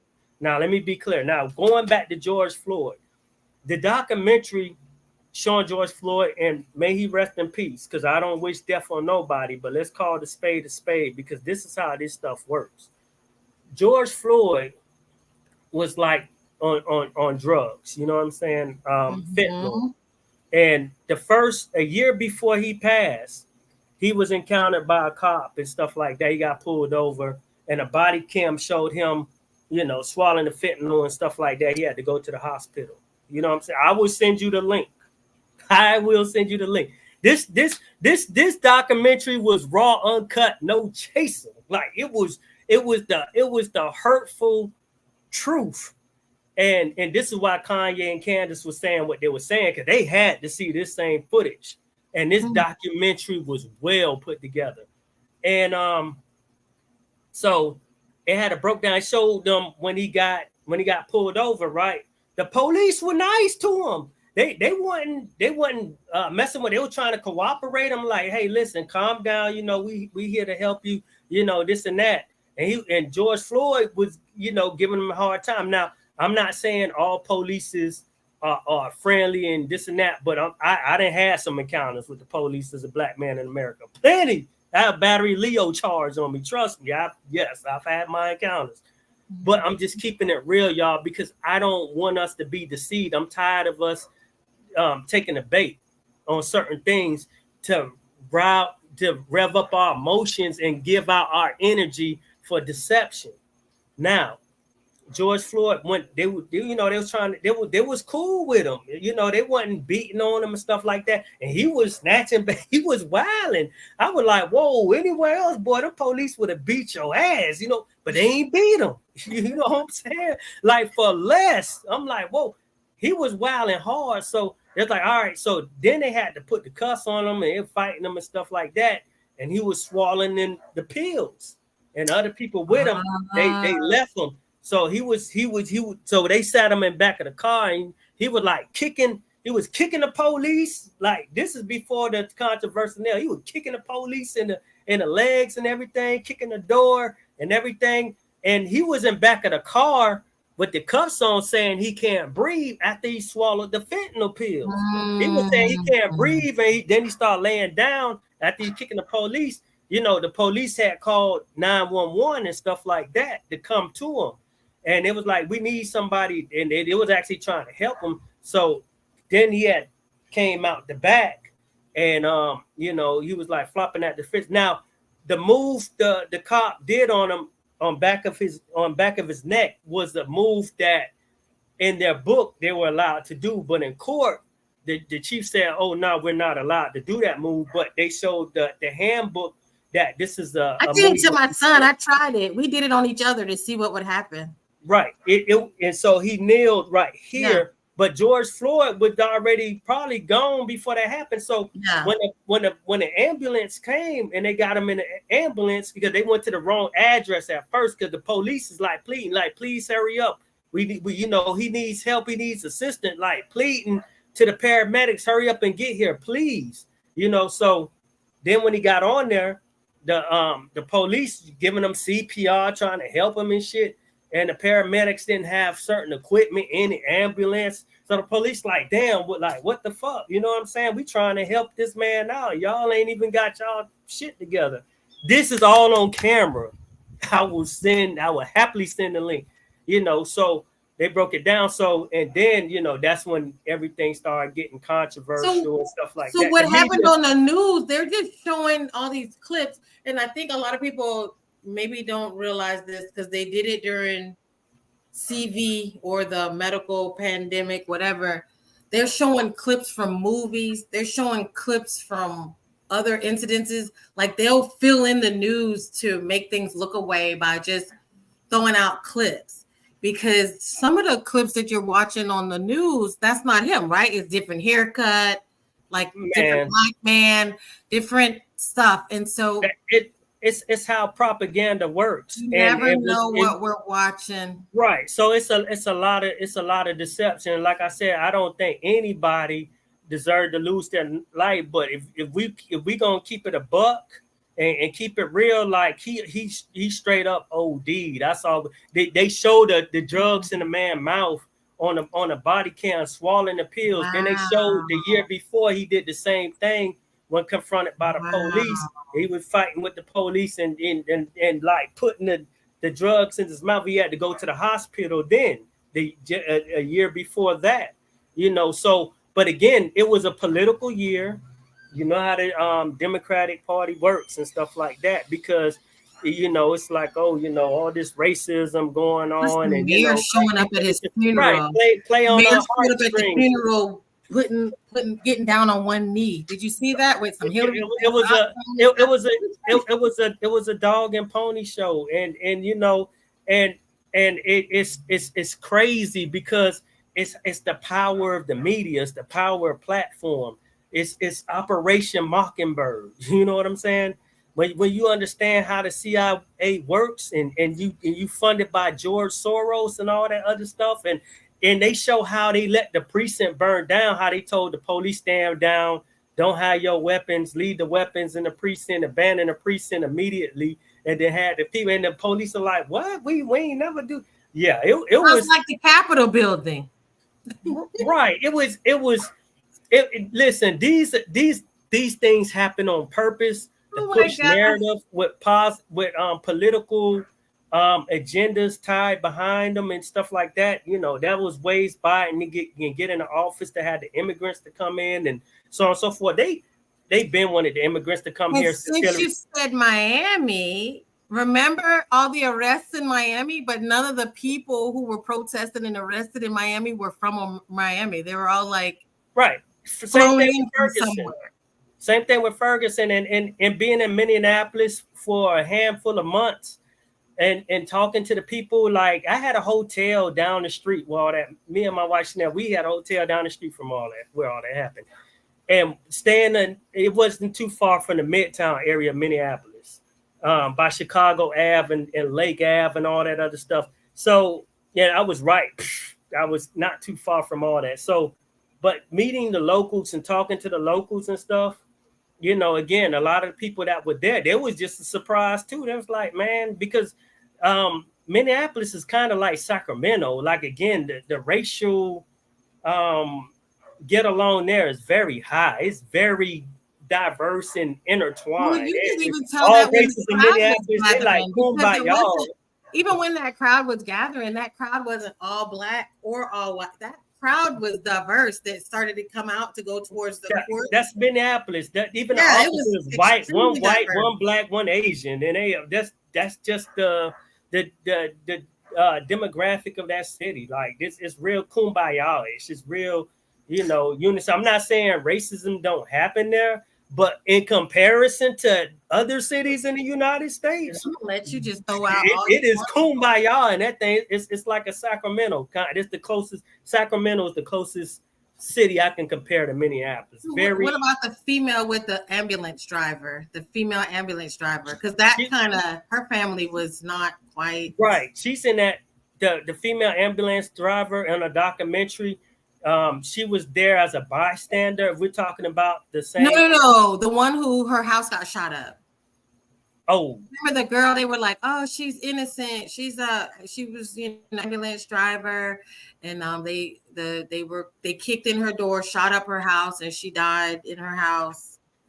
Oh gosh, I might be slipping on that one. Oh, I might be slipping on that one. Ambulance. But now It was all the same time. right. Well, Minneapolis too, because I'm not trying to paint that police force in that area is angelic either, even though shit goes on, because they had the black school teacher had got Breonna Taylor. That's there it. before, and the other kid in one of their municipals who ran from the female cop had shot him. So leading up to George Floyd, there had been some stuff going on, that They choose that one to make a statement. well, again, it was a political year, and they needed Biden to get up in there. They at the time they was giving Trump a black eye because Trump was exploiting, exposing people, and exploiting the pedophiles and exploiting the Weinsteins and all that stuff like that. Under Trump watch, there was a lot of people resigning, a lot of people fleeing to Greece. The prince and all them was jumping out of windows. Ken Jong-un stopped playing with nuclear weapons and shit. Like everybody sat their heads down. But see, when Trump was there, because remember, Trump had his own money, so he didn't need Jew money. He didn't need Catholic money. Remember, he told the Pope to piss off and stuff like. So when I saw that, I said, "Oh nah, this ain't the Republican that's on the same wing as them on the same bird. This a little different. He kind of his own thing. You know what I'm saying? He got his own. So you can't dangle that carrot over him because he got his own thing. And even though he wasn't polished, he kept it a buck. You know what I'm saying? And so again, no matter who in office, I tell everybody, be great. Do what you got to do for you and your family to be great. Don't depend on these people to come save you. Don't depend on somebody to feed you and stuff like that. Pay attention what's going on. Play the game. Pay attention to your local politics, because you don't want dirty water like Flint and Jackson, Mississippi, and all these other places and stuff like that, which are Democratic towns. And no, I'm not Republican. I consider myself an independent, but I say that to say what the Democrats that you got to remember, they the KKK. You got to remember Biden is the last of the Dixiecrats. Biden's best friend was hugging and kissing on them. Hugging and kissing on them. Right. One of the Clinton people right there with Clinton. Biden's right, and Clinton is from Arkansas, the South. Biden's best friend was Robert Byrd, who was Grand Dragon of the Ku Klux Klan of West Virginia. That was his best friend. Biden said he didn't want his kids going to school with niggas and all that other stuff. So all this stuff is roles people play to get out and placate you and deceive you. You got to remember, Democrat was the feminist movement, so people can cut back on reproduction. They will push the LGBT movement. Again, I'm not against gays. Whatever you do as an adult, but don't push it on to the children. You get what I'm saying? So I'm looking at the what you put up. Yeah. So people overlook that. All they remember him, dabbing it up with Obama and all that stuff. You know what I'm saying? Oh, he hip and cool. But again, the Democratic Party is what people perceive the Republican Party to be, a few years ago or prior. You know what I'm saying? Racist. That's the party, the Klan. So once King got shot, it was Jesse Jackson who came up and like, black people don't be Republican no more. Be Democrat and this and this and this and that. Fast forward. Remember, he's a pawn. He's a Prince Hall Mason too. So he's going to play the game of what the brothers behind closed doors tell him to do. Now, leading up to Jesse Smollett and Jesse Jackson and Oprah and Kamala Harris. When Jesse Smollett came out with the thing that the rednecks in Chicago on the South Side, when it's cold at 3:00 in the morning, I knew that was bullshit. When I first heard it, I was like, Chicago, 3 a.m., rednecks on the South Side? Where? Who? What? Nah, something ain't right. That was he was trying to get people to say, oh, they was Trump supporters and this and that. So, before that, Kamala Harris was there. They had a rally where Jesse Smollett was saying he the gay Tupac and all that other stuff. Well, Jesse Smollett, he got off easy because he had Jesse Jackson, Oprah, that Chicago connection, step in for him. If you pull up the rally he had with Kamala Harris talking about he the gay Tupac, he did the hoax right after that. And it was supposed to rally up for political gain. And Kamala Harris was there. Now, Kamala Harris already had been defeated in the Democratic Party as it was, you know what I'm saying? But when it was in Chicago, and because he was tied to politicians like Kamala Harris, remember, elected and selected, you know what I'm saying? Because he was tied to Kamala and all that, you know, they didn't charge him. He just got something like community service where he did it in Jesse Jackson's venues and stuff like that, because it was all, you know, Lee Daniels, Oprah, all of them run in the same circles. You get what I'm saying?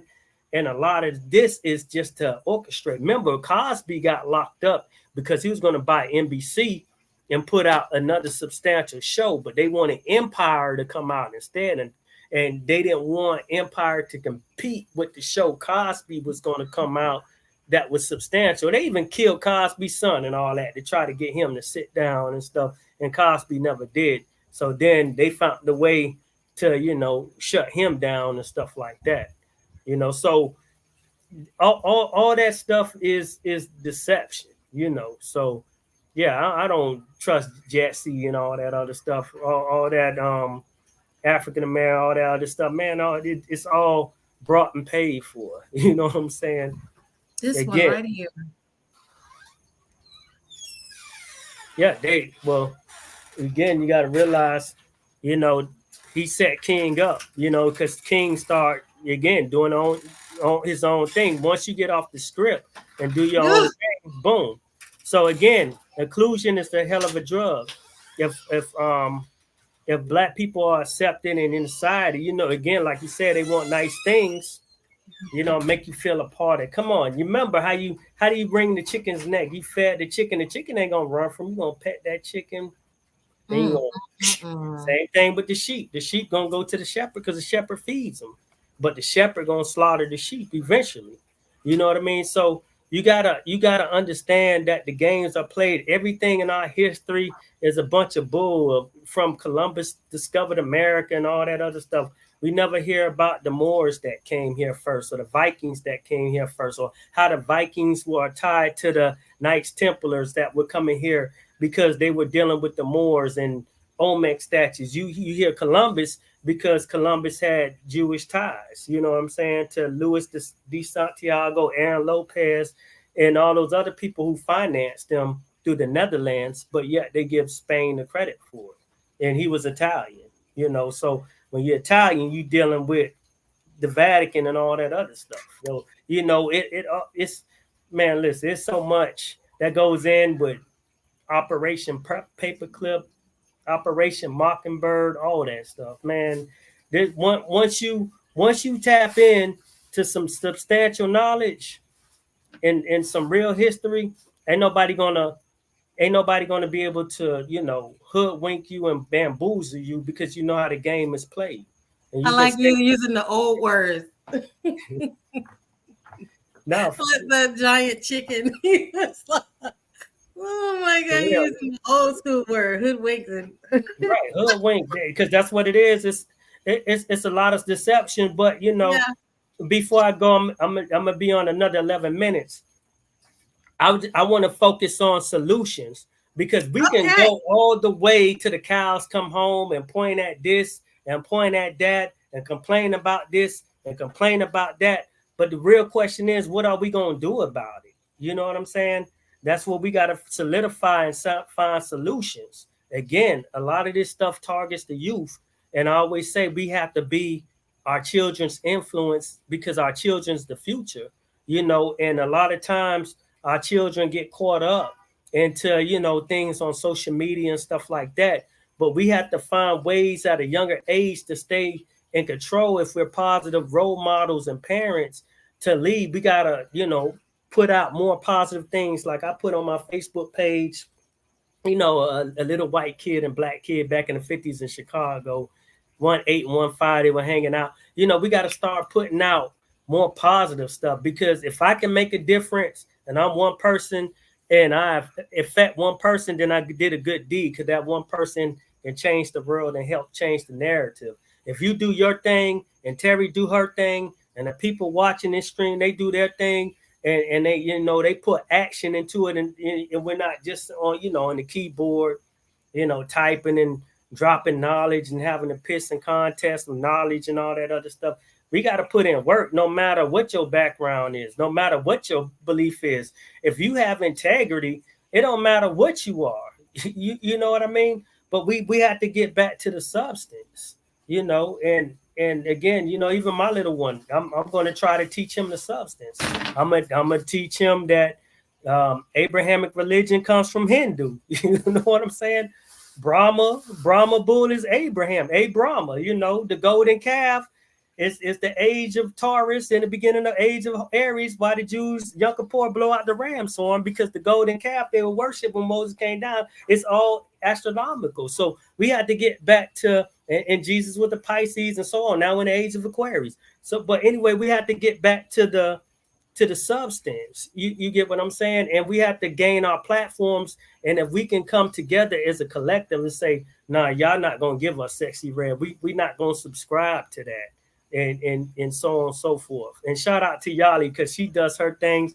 Yali in the comments, she has her yoga classes, and you know, she heals. She's a very powerful sister. You know, I'm just giving her a shout out because I see her comment was posted, and she's down in Miami also, and she knows a lot about Chicago too. So Yali, I'm giving your flowers on here. But again, we it's important that we target the youth.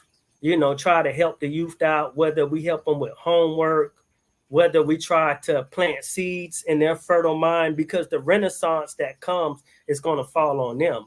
And that's why these gatekeepers are putting out the sexy red and the ice spice and all that other stuff, because while mom and them at work, probably working 2 jobs, they ain't got Lauryn Hill on the radio station no more. Pac ain't talking about dear mama and this and that. You know, these artists talking about slapping their mamas and all that other stuff, and hunching their mamas' beds, and you know what I'm saying, and making it, glorifying that to be cool. So, you know, we have to get involved and put in the work. We have to be the examples. You know, we gotta give and do some things. You know. People forget about when you have movies, it says PG, parental guidance. And I think a lot of times people treat their kids as if they should just know better. And it's like, how the hell do they know? They're brand new to the planet. Like every day for them is the beginning. It's like this new day.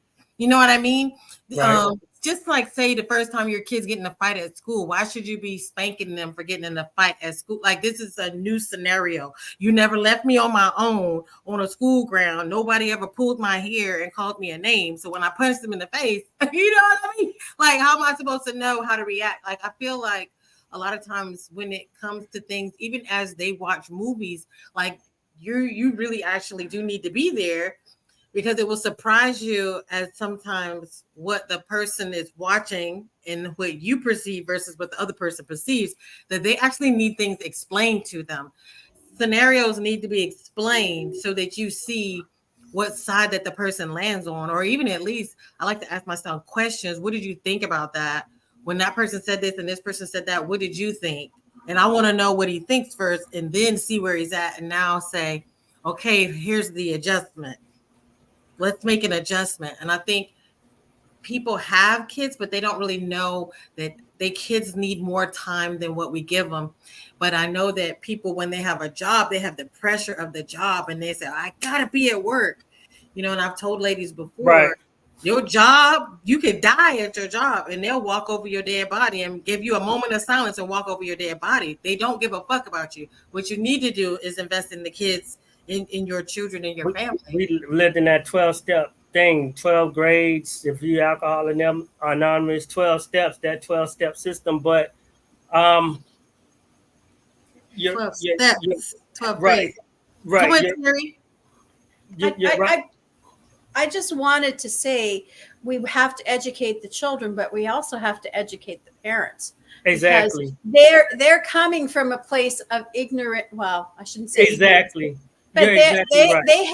they haven't got that self-esteem. So how can they pass it on to their children?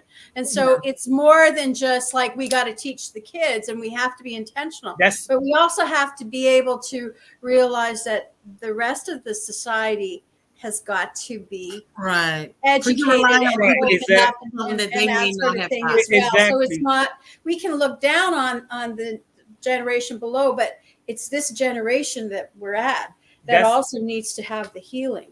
And so you that's the important aspect that we I have totally to agree. remember. You're exactly right. And that's why it takes a village, because again, this stuff is orchestrated decades in advance.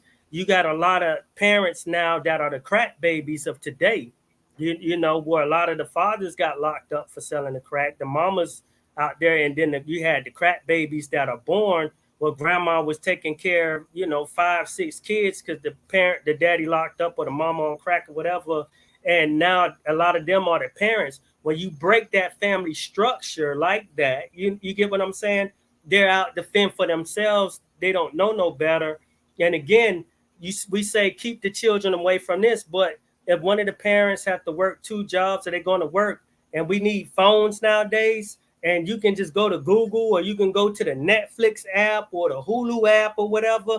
They know just say, oh, this is restricting unless the parent puts it on there. But there's always some kind of hack to something. And the kids that are born on this technology, they're on it before the parents are on it a lot of times. And I'm an electronic engineer by degree. I fix computers and build well. I know how to do all that stuff.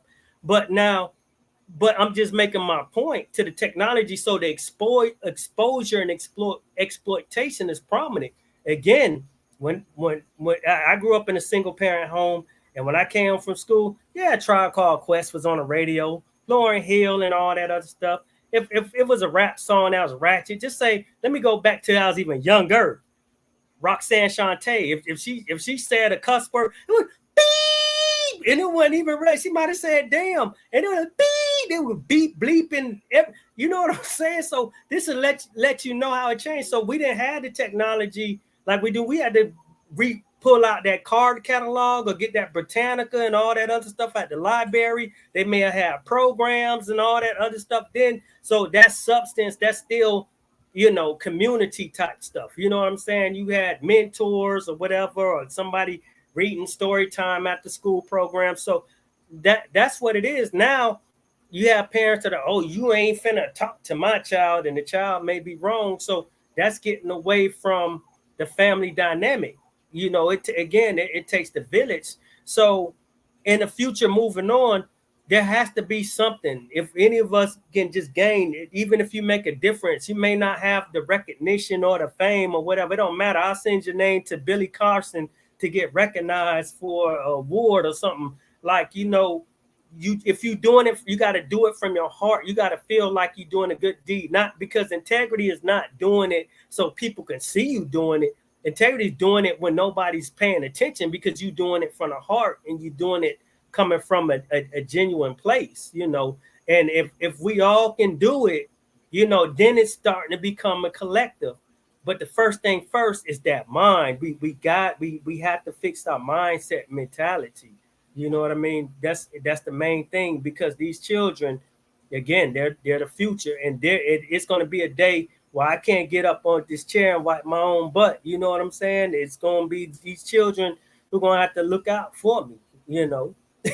So, I mean, again, it's about solution.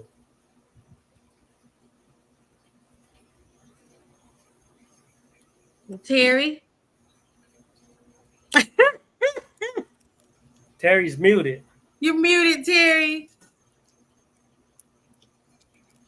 All I was going to say is my light just went out. I don't know. Oh, now it came back on. Wow. That's the universe, because I'm giving confirmation, you know. Yeah. Confirmation from the universe. I think the universe dropped the mic. Oh, yeah.